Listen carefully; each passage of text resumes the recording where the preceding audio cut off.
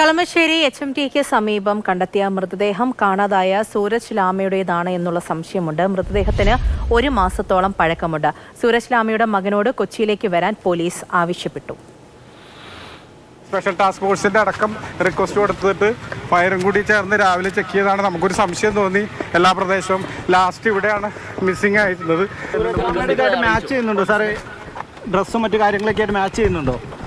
അത് ബാക്കി കൂടുതൽ കാര്യങ്ങൾ കളമശ്ശേരി പോലീസ് കേസെടുത്ത് അന്വേഷിക്കുമെന്നാണ് എനിക്ക് മേളിൽ നിന്ന് കിട്ടിയിരിക്കുന്നത്. ഇത് കുറച്ചങ്ങോട്ട് ഡീപ്പായിട്ട് കിടക്കുന്ന ഉള്ളിൽ പോസ്റ്റ്മോർട്ടം നാളെ ആയിരിക്കും അല്ലേ? മിക്കവാറും ബാക്കിയുള്ള കാര്യങ്ങൾ പ്രൊസീജിയർ പ്രകാരം നടക്കും. സമയം അതിനനുസരിച്ച് പറ്റുള്ളൂ.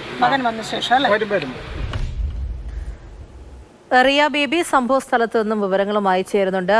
റിയ, ഇപ്പോൾ നടപടികൾ എങ്ങനെയാണ് മുന്നിലേക്ക് പോകുന്നത്? അന്ന് സൂരജ് ലാമയുടെ മകൻ അച്ഛനെ അന്വേഷിച്ചുകൊണ്ട് കൊച്ചിയിലൊക്കെ എത്തുന്നതും അതിനുശേഷമുണ്ടായ പല നടപടികളെക്കുറിച്ചും പിന്നീട് അന്വേഷണമൊക്കെ മുന്നിലേക്ക് പോകുന്നുണ്ടായിരുന്നു. ഇതിപ്പോൾ മകനെ കാര്യം അറിയിച്ചിട്ടാണോ ഇങ്ങോട്ടേക്ക് വരാൻ പറഞ്ഞത്? എപ്പോഴെത്തുമെന്നാണ് പോലീസ് പറയുന്നത്? മറ്റു നടപടികളെക്കുറിച്ച് വിവരങ്ങൾ.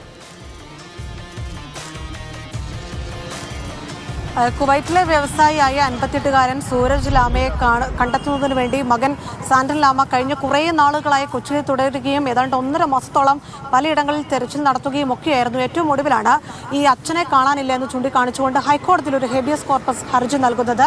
അതേ തുടർന്നാണ് ഒരു സ്പെഷ്യൽ ഫോഴ്സിനെ നിയോഗിച്ച് കാര്യക്ഷമമായി തന്നെ അന്വേഷണം നടത്തി റിപ്പോർട്ട് വേണമെന്ന് ഹൈക്കോടതി ആവശ്യപ്പെടുന്നത്. അതനുസരിച്ചായിരുന്നു കൊച്ചിയിലെ പോലീസ് സംഘം പ്രത്യേക അന്വേഷണ സംഘം രൂപീകരിച്ച് പരിശോധന നടത്തിയത്. ഇന്ന് രാവിലെ 10:30 കൂടിയാണ് HMTക്ക് സമീപം ഈ കാണുന്ന ഒഴിഞ്ഞ പറമ്പിൽ ഒരു മൃതദേഹം കണ്ടെത്തുന്നത്. പുരുഷൻ്റേതാണ്. ഏതാണ്ട് 50 വയസ്സിലധികം പ്രായമുണ്ട്. 1 മാസത്തോളം പഴക്കമുണ്ട് എന്ന് പോലീസ് പറയുന്നു.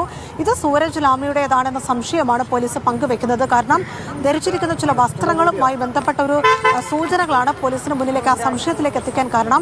മാത്രമല്ല, ഒക്ടോബർ 10-ാം തീയതി ഇതിന് തൊട്ടടുത്ത സ്ഥലത്തു നിന്നാണ് സൂരജ് ലാമയെ ഏറ്റവും അവസാനം കണ്ടെത്തിയതായുള്ള CCTV ദൃശ്യങ്ങൾ മകൻ സാൻഡൻ ലാമയ്ക്ക് ലഭിച്ചത്. അതൊക്കെ കണക്കിലെടുത്തുകൊണ്ടാണ് പോലീസ് അങ്ങനെ ഒരു സംശയം വെക്കുന്നത്.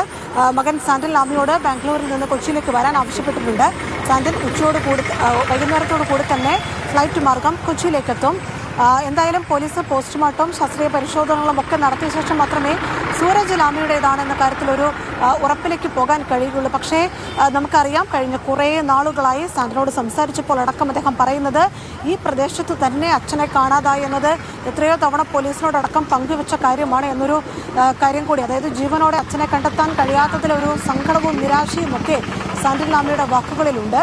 ഈ പ്രദേശത്ത് അന്ന് പരിശോധന സാൻഡൻ ഒറ്റയ്ക്ക് നടത്തിയിരുന്നു. അപ്പോൾ ഒരുപക്ഷെ അന്ന് കുറച്ചുകൂടി കാര്യക്ഷമമായി നടത്തിയിരുന്നെങ്കിൽ അച്ഛനെ കണ്ടെത്താൻ കഴിയുമായിരുന്നു എന്നൊരു കാര്യമാണ്. ശരിയാണ്. അങ്ങനെ ഒരു പ്രശ്നവും കൂടി മകൻ ഉന്നയിക്കാനുള്ള ഒരു സാധ്യത കൂടിയുണ്ട്.